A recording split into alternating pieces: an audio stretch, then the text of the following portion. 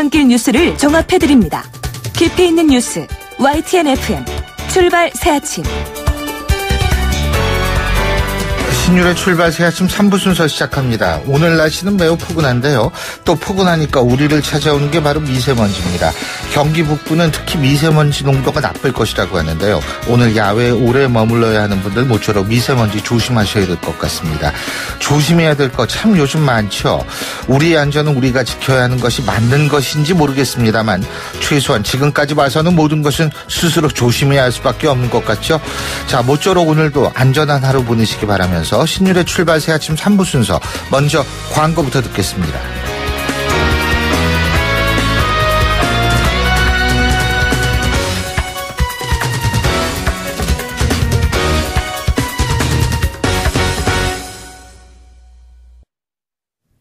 YTN 라디오 신율의 출발 새아침. 정치권이 높다 하되 출발 새아침 아래 메이로다. 나란 일을 논하는 선비들의 이야기 공간 출발 사랑방.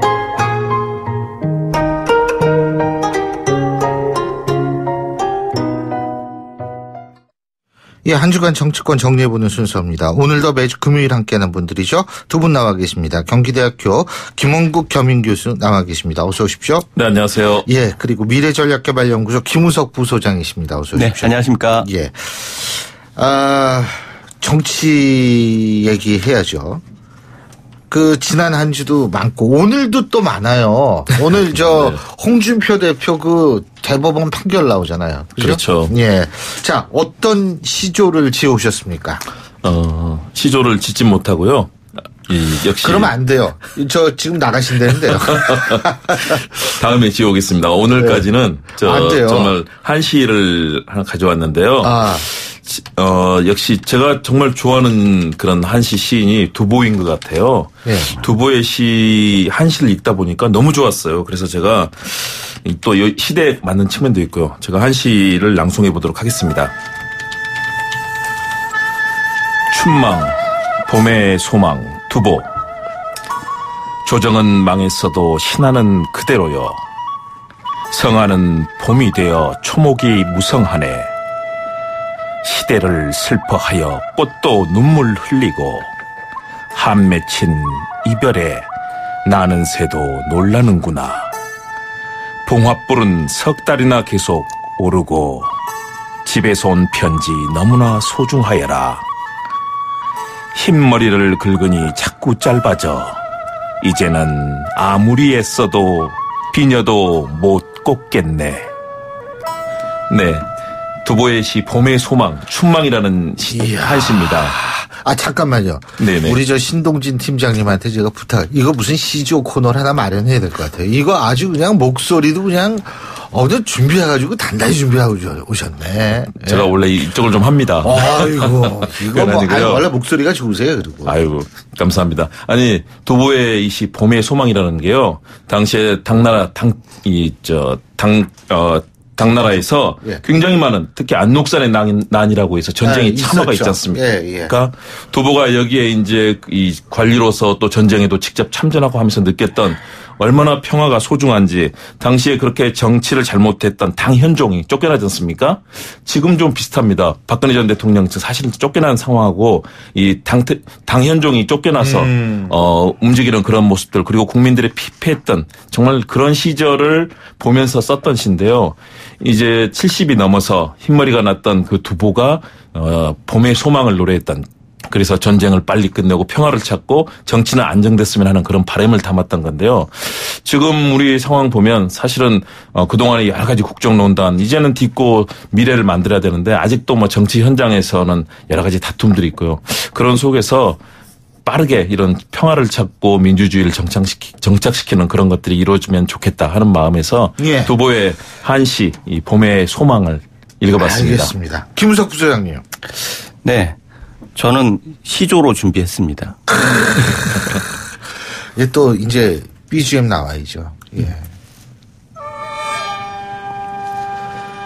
검으면 희다하고 희면 또 검다 하네. 검거나 희거나 옳다 할 리 전혀 없다. 차라리 귀 막고 눈 감아 듣고 보도 말리라.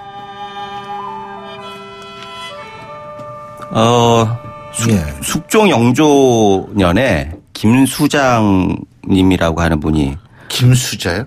김수장. 숫자장자. 예. 유명한 시조 시인입니다. 야, 몰라요. 죄송합니다. 무식해서. 예. 이 배경은 사실은 신임사화라고 노론과 소론이 그 정쟁을 굉장히 심하게 해가지고 사실 노론의 4대 신 그리고 60여 명의 인재가 투옥되거나 죽거나 이렇게 되는 과정에서 그런 과정에 좀 신물을 느끼고 낙향을 해가지고 지금 개 기르고 이렇게 하면서 초야에 산다 이런 뜻으로 이렇게 지은 건데요. 지금도 사실 역사가 반복되느냐 이런 질문을 끝없이 하지 않습니까? 그런데 전쟁도 전쟁이지만 더 큰 문제는 지금은 사화와 같이 내전의 문제인 것 같아요. 그래서 이게 어떤 사안이 있어가지고 그거를 올바로 잡으려고 하면은 그런 노력도 중요하지만 결국 그 과정에서 좀 지나치다 보면은 결국 검은 거는 희다하고 흰 거는 검다하고 억측가 같은 게 있어가지고 이런 것들이 이성을 가진 일반적인 사대부들한테는 굉장히 어려운 현실이었다라는 것을 반영하고 있기 때문에 지금도 그런 경우가 많은 사람들이 느끼고 있을 것 같아서 골라봤습니다. 그런데 김우석 부소장님도 목소리가 참 좋으세요. 맞습니다. 이게 방송을 하시는 분들이 대부분 다 목소리가 좋으세요. 아니 신 교수님도 좋습니다. 남 얘기하지 마시고 본인 목소리 참 좋으세요. 아유, 네. 맞습니다. 참. 근데 목소리는요. 이게 사람이 이 비주얼은 익숙해져요. 이 얼굴 모습 같은 건 익숙해지는데 소리는 익숙해지지 않는다고 하는 게 우리 방송가의 일반적인 얘기거든요. 근데 참 두 분은 참 타고난 목소리를 잘 갖고 계십니다. 자, 국민의당 얘기부터 해볼까요? 안철수 대표가 던진 승부수가 있습니다. 전당원 투표를 통해서 재심 여부를 결정하겠다. 저희가 근데 일부에서 국민의당 정대철 상임고문과 얘기를 나눠봤는데 턱도 없는 얘기다. 한마디로 이겁니다. 어떻게 보십니까? 김 교수님. 저는 큰 위기에 놓여 있다. 그리고 안철수 대표의 리더십도 정말 큰 위기에 봉착해 있다고 봅니다. 왜냐하면 안철수 대표는 과거에 청춘 콘서트, 힐링 캠프 등을 통해서 국민들에게 뭔가 이 시대의 아픔을 개혁해내고 그리고 소통과 대화를 통해서 젊은이들에게 정말 고통받는 헬조선의 젊은이들에게 희망을 주는 이런 아이콘이 됐었거든요. 그리고 자신이 서울시장 나갈 수도 있는데 그 자리를 흔쾌하게 양보하고 자신의 지지율 10분의 1도 안 되는 박원순 시장이 당시 양보하면서 어떤 변화를 이끌어냈고요. 그러면서 뭔가 안철수가 등장한다면 소통하고 바꿔내고 대화하고 결국은 그동안의 정치권 정략적인 틀들을 바꿔줄 새정치를 할 거다라는 희망이 있었거든요. 그런데 지금 모습은 비전과 철학이 과연 무엇인가? 안철수 대표가 지금 민생과 외교안보를 얘기하는데 과연 안철수 대표의 그런 미래의 비전을 찾을 수 있는 것인가? 그리고 자신의 정치적 입지도 스스로 좁히면서 당내에서 완전히 불통하는 모습을 보이고 있지 않습니까? 당내 어차피 이 의회 민주주의이기 때문에 당의 의원들과의 소통이 필요한데 극단적인 대립을 통해서 자신의 정치 영역도 축소되고요. 만일의 경우 바른정당과 이 험난한 과정을 통해서 되더라도 과연 유승민 대표라는 아주 강한 캐릭터와 두 사람이 화합할 수 있을 것인가. 두 사람은 너무 개성도 강하고 남의 얘기를 듣지 않는 스타일이거든요. 저도 그게 걱정이 돼요. 그러니까 저는 통합이 정말 험한 속에서 통합이 되더라도 안철수와 유승민이라는 또 싸우고 그러니까 두 사람은 화합하거나 만들어내는 스타일이 아니거든요. 그러면 이 험난한 과정 결국 안철수 대표는 스스로 불통의 이런 리더십으로 이미 굳어져 버린 이미지고요. 이렇게 된다면 과연 이 상황에서 위기를 돌파할 수 있을 것인가. 저는 분당의 위기, 리더십의 위기 자칫하면 안철수의 시대는 이미 이제 종언을 할 수밖에 없는 그런 위기 상황이 아닌가 굉장히 걱정하면서 보고 있습니다. 지금 김 교수님이 청춘 콘서트 얘기하니까 갑자기 생각나는데 사실 안철수 대표의 청춘 콘서트라는 단어 그거 이후에 정치권에서 그냥 뭐만 10명 콘서트예요. 그렇습니다. 예. 그때 그랬죠. 요새도 그런데 전 그 현상에 상당히 반감을 갖고 있거든요. 이 콘서트라는 거는 사실 이건 순수한 예술행위지. 이 정치행위 이거하고 이걸 자꾸 연결시키는 거 이거 안 좋아요. 예, 전 그러니까 우리가 블랙리스트에 분노하는 이유도 왜 정치가 예술과 문화에 개입하냐 이거 아닙니까? 단어도 마찬가지예요. 우리 좀 문화적인 단어는 그대로 놔둡시다. 예. 그런데 저는 소통의 장으로 잘 활용된다면 소통이든 뭐든 간에 그러면 저는 잘 될 수 있다고 정치적 과정에 있어서의 전 좀 예술적 용어는 좀 자제했으면 좋겠다는 생각이 들어요. 우리 김우석 소장님. 지금 그 국민의당 사태를 보면서 재작년에 총선 전에 민주당을 떠올리게 되는 네. 상황인 것 같아요. 지금 그때는 문재인 당시 당대표하고 호남 중진들 간에 극한적인 갈등이 있었고 그래서 호남 그 중진들이 뛰쳐나가가지고 홀로서기를 성공을 해서 문재인 대통령이 탄생하는 거 아니겠습니까? 지금 같은 경우에도 안철수 대표는 그때를 생각하고 있는 것 같아요. 결국은 호남 의원들을 다 영입해가지고 총선에서 성공을 했지만 대선은 불가능했다라고 하는 것이 결국은 안철수 브랜드를 독자적으로 그 키우질 못하면은 대선은 힘들어진다. 호남 민심이라는 것도 호남의 국회의원을 통해서 장악하는 건 거의 힘들다. 그리고 결국은 리더십을 확실히 세우고 자기가 대통령감이라는 걸 확인시켜 줘야지 대선 가능하다. 그렇게 되면은 결국 호남 의원들도 자연스럽게 따라올 수밖에 없고 또 다음에 대선 때 같은 경우에도 네. 호남에 특별한 다른 주자가 없잖아요. 그런 상황에서 본인이 대통령감이라고 하면 호남 민심은 당연히 자연스럽게 따라올 것이다라고 하는 계산들이 깔려 있는 것 같은데 이런 걸 보면서 지금 안철수답지 않은 행보다라고 하는 생각이 들어요. 사실은 뭐 안철수 대표 같은 경우에는 철수라고 하는 말 패러디 되면서 계속 물러나는 그런 이미지가 굉장히 강했는데 지금 이번 같은 경우에는 돌파를 하겠다고 승부수를 던지는 모습을 보면서 어떻게 될까 그런 그 의구심도 들고 사실 기대도 되는 측면이 있어요. 예.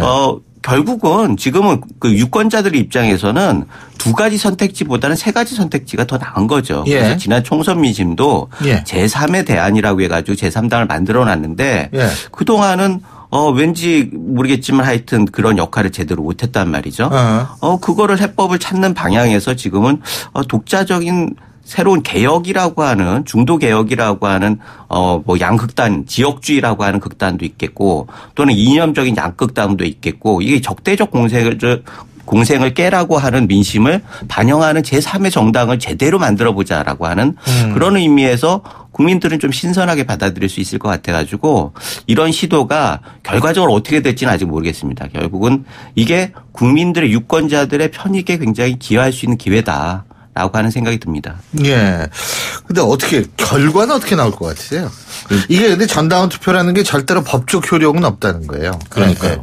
일단은 네. 전당원 투표가 있고 그다음에 전당대회 과정 두 과정이 있는데요. 사실은 전당대회는 좀 만만치 않은 과정인데 전당원 투표는 그래도 수월하지 않겠나 생각했는데요. 그런데 당헌에 규정된 데 따르면은 결국 당원 3분의 1 이상이 투표를 해야 되고요. 그러니까 33.1% 3% 이상의 투표가 돼야만 효력이 있다는 유효하다. 유효하다. 그리고 그렇다면 지금 당원 27만 명 아닙니까? 그러면 9만 명 이상이 참가해야 되는데 그동안에 있었던 투표 가장 많이 나왔던 게 5만 명 넘는 수준이었거든요. 그렇다면 과연 9만 명 이상의 투표를 이끌어낼 수 있을 것인가. 유효한 투표가 돼야 되는데 그런 측면에서 저는 만만치 않은 과정이다. 그동안에 총력을 기울였던 여러 가지 전당대회니 각종 모든 행사에서도 이런 숫자를 달성하기가 쉽지 않았었거든요. 그리고 과연 이렇게 의원들이 사실은 어쨌든 국회를 중심으로 우리는 움직일 수밖에 없는 정당 구조를 가지고 있기 때문에 의원들의 다수가 반대하고 만일의 경우 갈라질 경우 통합의 시너지 효과가 없는 상황에서 과연 의원들을 설득하고 당원들을 설득할 수 있을 것인가. 지금 제가 볼 때는 당원들도 이미 갈라져 있거든요. 그렇다면 그들이 보이콧하고 현재는 반대하는 그런 의원들은 보이콧 전략을 지금 쓰기 시작했거든요. 그러면 안철수 대표가 과연 희망하는 대로 과연 갈 수 있을 것인가. 저는 쉽지 않다고 봅니다. 예. 김우석 부사장님. 보이콧 전략을 쓴다라는 거는 본투표에서 자신이 없다라는 반증일 수도 있어요. 그래서 이 부분에 대해서 정치에서 법적인 요건들을 지나치게 따지면은 정치가 실종될 수가 있거든요. 그래서 정신이 중요한 거지 정치권은 법을 만드는 주체이지 물론 법을 존중해야죠. 자기들이 만드는 법에 있어서. 그러나 그 공백 관계 그 공간에서의 일정 정도의 정치적인 자유, 창의력 이런 것들을 꾸준히 노력을 하고 만들어내는 것이 국민의 요구에 부합되는 것이지 절차적으로 법에 지나치게 매여 있는다라고 하면은 그건 좀 문제가 있는 것 같고 지금 보면은 전당원 투표제라고 하는 게 법적 근거가 없다라고 하는데 이건 정치 행위예요. 그래서 뭐 전당원이야 그 투표야 뭐 충분히 상상하고 적용할 수 있는 거죠. 그런데 이거를 보이콧하겠다라고 하는 것들은 결국은 자신이 없다라고 하는 반증이기 때문에 그렇다고 하면 전체의 당원들의 뜻하고 반하는 주장을 하면서 이거를 물리적으로 또는 법적으로 제재를 하겠다라고 하는 것이 미래지향적인가라고 하는 부분들도 있고 그렇게 해서 지키려고 하는 것이 지역주의라고 하면 그거는 좀 퇴행이 아닌가라고 하는 생각도 들고 그렇기 때문에 어떻게 보면 대부분의 호남 국회의원이 국민의당에 있으면서도 지지율이 90% 이상이 더불어민주당을 지지하고 예. 정말 아주 작은 지지를 얻고 있는 지금의 현실을 반영하는 게 아닌가 이런 생각도 들고 해가지고 사실 이런 게임을 지금에 돌아가는 걸 보면서 국민들 입장에서는 좀 답답한 측면이 있어요. 좀 정치권이 뭔가 해법을 제시하는데 주력을 해야 하는데 제시하는 것보다는 기득권을 너무 집착하는 거 아닌가라고 하는 생각이 들어가지고 이 과정을 보면서 물론 그게 정치죠. 그런데 적어도 개인적인 이해관계의 충돌이 있어도 대의명분에 대해서는 일정 정도 합의가 있어야 하는 거 아닌가. 아하. 이런 공감대 이런 것들이 필요한 거 아닌가 이런 생각이 들어가지고 좀 씁쓸한 것은 그런 생각은 듭니다. 근데 이게 정치도 사람이 하는 거란 말이에요. 그렇기 때문에 이렇게 갈라져 버리면 이거 사실 봉합 쉽지 않을 것 같아요. 그렇죠. 봉합이 앞으로 어떻게 될 것 같습니까? 저는 일단은 분당의 길로 갈라질 수밖에 없는 상황으로 거의 가고 있다. 거의 막바지라고 봅니다. 여기서 어떤 특단의 정말 안철수 대표가 이를 봉합하면서 나갈 수 있는 방안을 스스로 일단은 어느 정도는 반대하는 그런 의원들의 얘기를 수용을 일단은 할 필요가 있거든요. 그래야만 그 접점이 만들어진다. 그렇지만 현재 안철수 대표는 이미 사실은 갈 길을 정해놓고 있는 것 같습니다. 조금 전에 말씀하셨지만 전체 당원의 뜻이라고 그러셨는데 전체 당원의 뜻은 아닌 것 같고요. 왜냐하면 이미 갈라져 있는 상황이고 더군다나 아까 저는 지역주의 퇴행이라는 것은 이것은 전혀 얘기가 될 수 없다. 왜냐하면 지금 국민의당의 존재 이유가 뭡니까? 잘못됐던 그런 국정농단의 사태에서 제대로 개혁해내고 국민들의 민주주의를 신장시킬 수 있는 것들 이런 틀들을 정책적으로 해내라는 것이 그리고 양당의 부딪힘 이 어떤 이념적인 부딪힘 속에서 중간에서 정말로 국민의 이익을 찾아내라는 것이 결국은 국민의당의 이 출발점 아니겠습니까? 더군다나 지금 국민의당과 이 바른정당의 통합을 반대하는 이유가 가장 중요한 것이 이념적인 측면 아니겠습니까? 햇볕 정책, 다시 말해서 외교안보 정책에서 어떻게 제재와 이런 압박의 국면 속에서도 북한을 바꿔내는 그런 대화와 여러 가지 유연한 속에서 북한을 바꿔내는 그런 그동안의 햇볕 정책이라든가 다양한 정책과 다르게 이 바른정당에서 얘기하는 것들이 과거에 박근혜 정부나 이전에서 있었던 제재 일변도 그리고 북한에 대한 강압 일변도에서 전혀 변화가 없고 이것이 실패했다고 보기 때문에 이런 갈등이 있는 것 아니겠습니까? 그렇기 때문에 국민의당이 해야 될 거는 제가 지난번에 나왔던 국민의당의 대선 평가 보고서 읽어보셨나 모르겠습니다. 이게 약 260페이지 이상 제가 이번 대학원 수업 때 이걸 가지고 분석을 하는 작업을 했었거든요. 거기서 보면은 거의 300페이지 가까운 분량에서 나오는 얘기는 안철수 대표의 리더십 붕괴 그리고 어떻게 당 조직을 정상화시키고 국민을 위한 정책을 내느냐.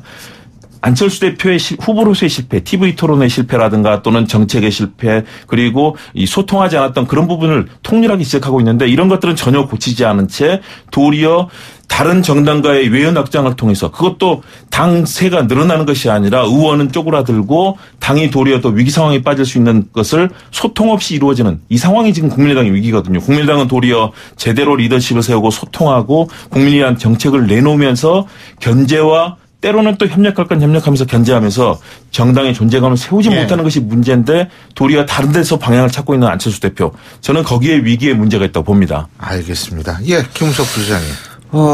지역주의에 대해서 이견을 가지고 계신 것 같은데 존중합니다. 그러나 지금 호남 중진은 안철수 대표에 대해서 호남 민심에 역행한다고 공격을 하고 있어요.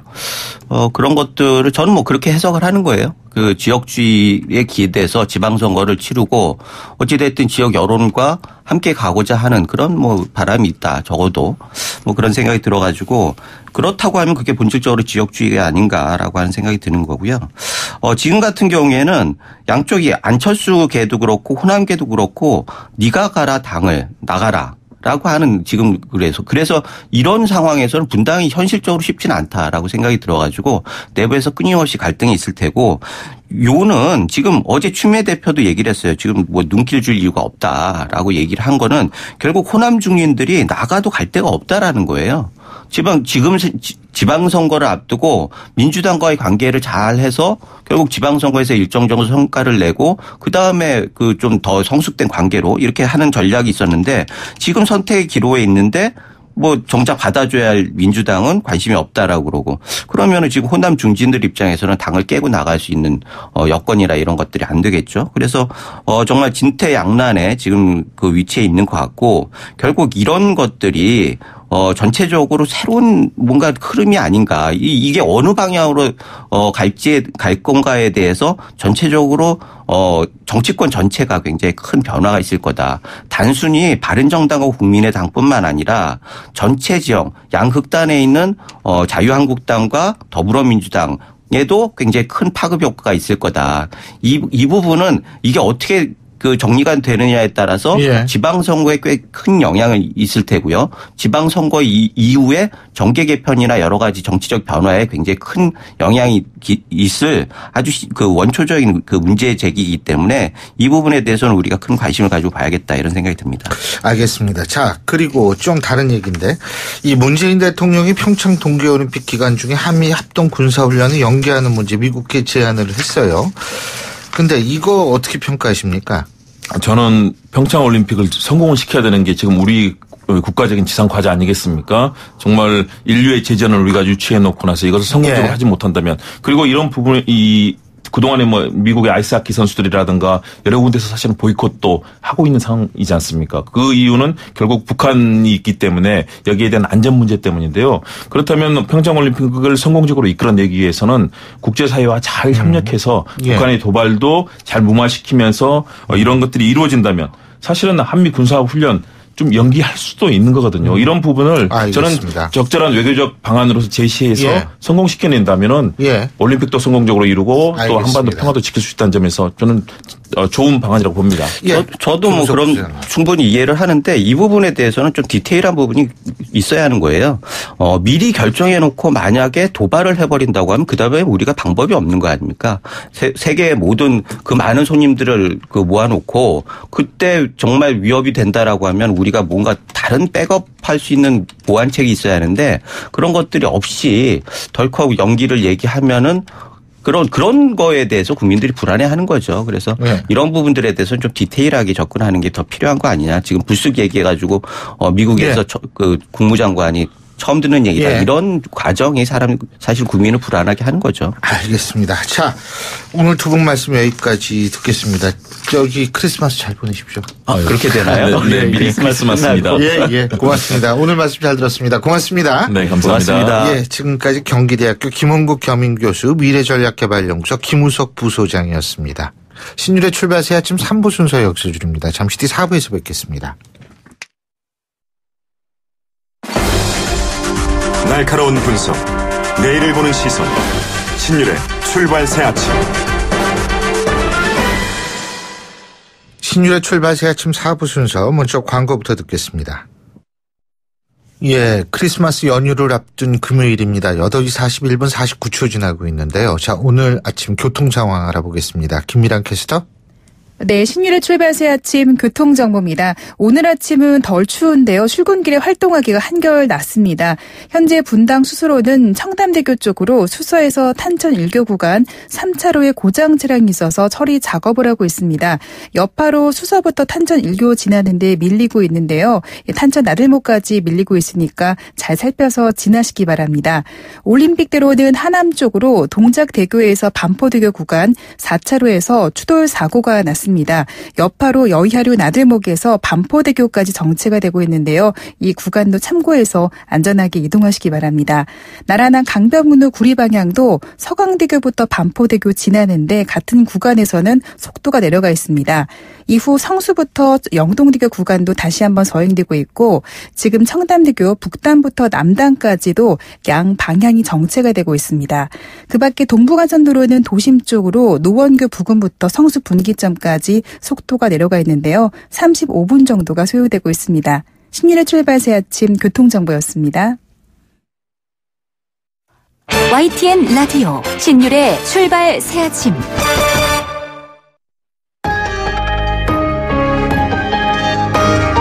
위기의 한국 경제. 하지만 해법은 있습니다. 우리 경제에 또 다른 도약을 준비하는 코너. 출발 새 아침 경제 빅 이슈.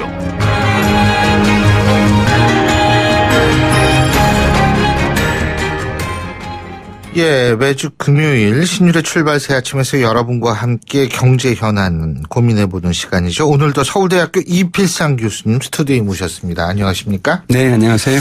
예, 올해 경기가 회복세를 보여서 경제 성장률이 3%를 넘을 것 같다.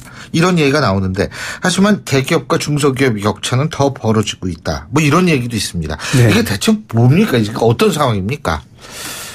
올해 경제 성장률 전망치가 3.2% 정도 되는데요. 작년 성장률이 2.8%인 것에 비하면 경기가 많이 회복한 겁니다.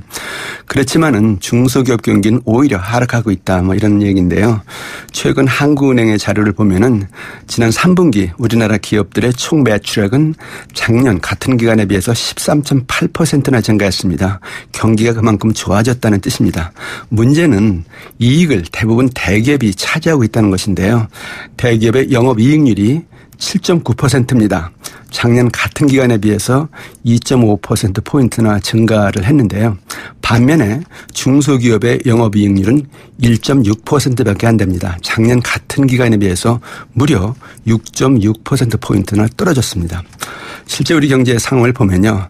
반도체나 석유화학 등 일부 수출 호조 때문에 대기업들 매출이 늘어나고 이익이 쌓이고 있는데요.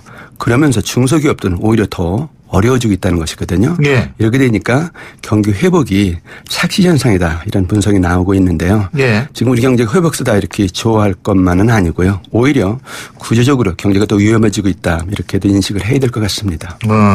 그렇군요. 근데 이게 내년에 경제 성장률이 다시 떨어지면 중소기업들이 더 좀 위축되는 거 아닙니까?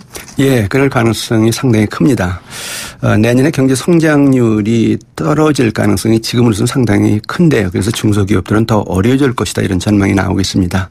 여기서 문제는 내수입니다. 예. 수출은 내년에도 반도체나 정보통신 수출이 늘어나면서 호황세를 이어갈 것이다 이런 전망이 많습니다.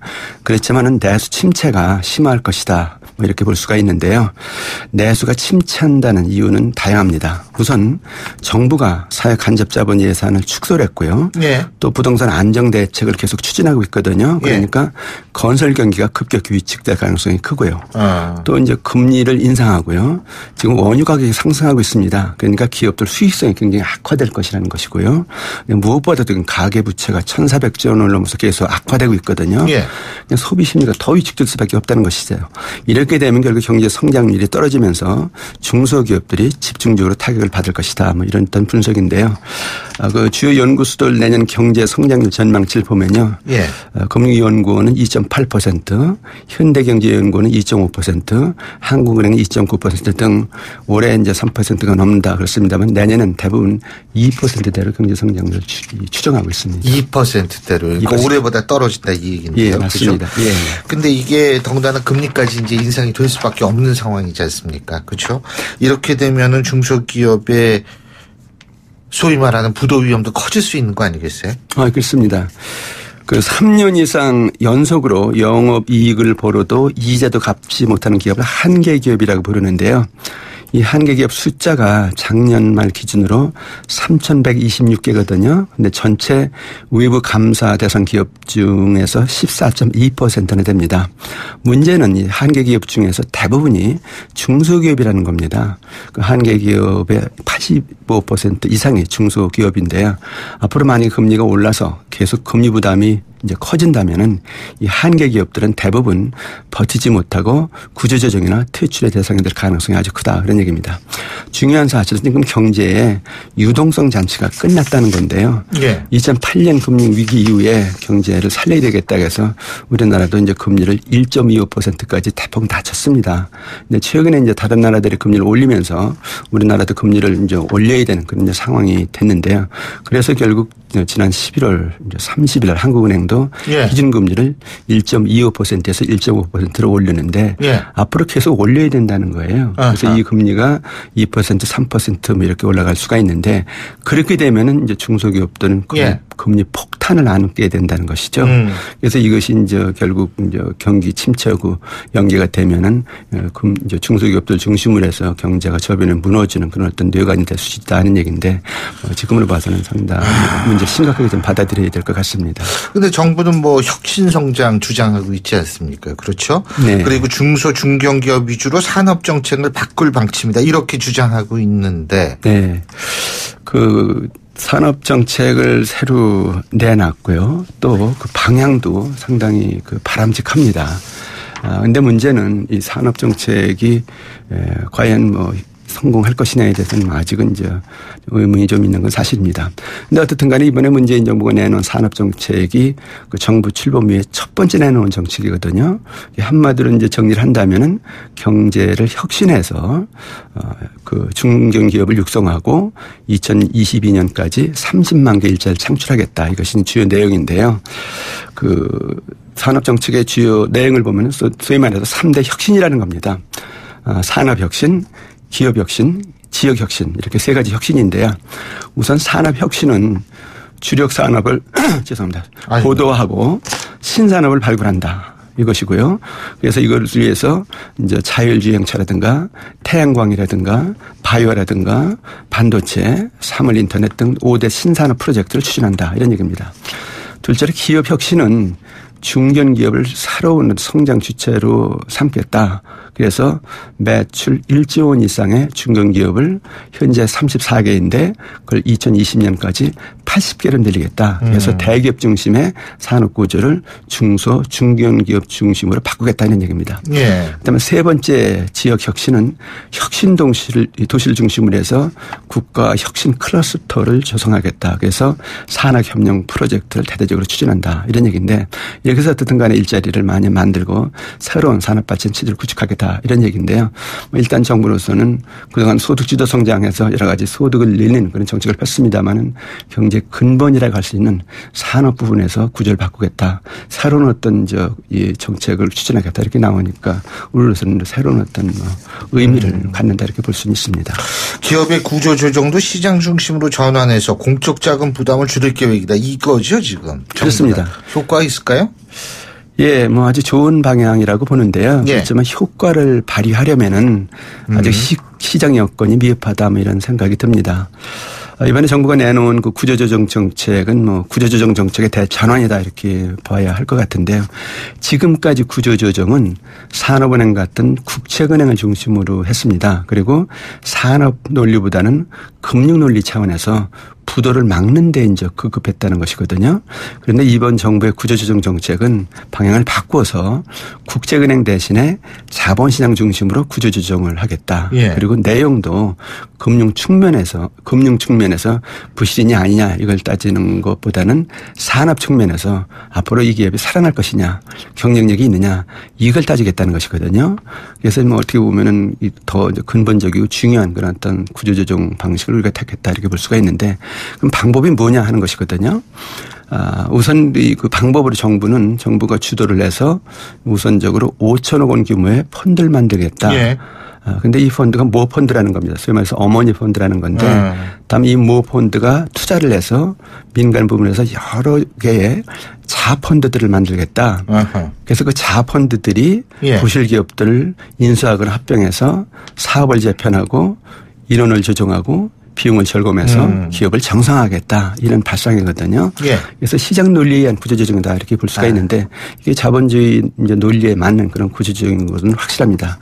특히 이번에 이제 이렇게 만약에 구조조정 정책을 바꾼다면은 이게 이제 국제은행들이 주도하는 것이 아니기 때문에 공적 자금 투입은 뭐 예. 없다 이렇게 볼 수가 있습니다. 그래서 국민 세금 부담은 없는 것이다. 아주 좋은 방향이라고 볼 수가 있죠. 그런데 이제 문제는 정말 자본시장이 부실 기업을 판단할 수 있는 능력이 있느냐. 특히 금융기관들이 그걸 해야 되는데 판단할 능력도 없고요.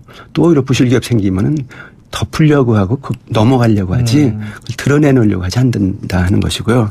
또 두 번째 문제는 이번에 기금 조성도 정부가 주도하는 예. 일종의 관치 기금이지 예. 시장에서 자생적으로 조정되는 것이 아니다 하는 것이고요. 예. 특히 이번 거는 그 대우조선해양 같은 대기업에 대한 구조조정 방식이 아니거든요. 예. 그래서 이제 근본적인 구조조정으로서는 좀 미흡한데 어쨌든 간에 방향은 맞다. 그래서 이 방향으로 노력을 많이 해야 된다 이런 생각이 듭니다. 그러면 끝으로 정책은 어떻게 돼야 돼요, 우리 정부?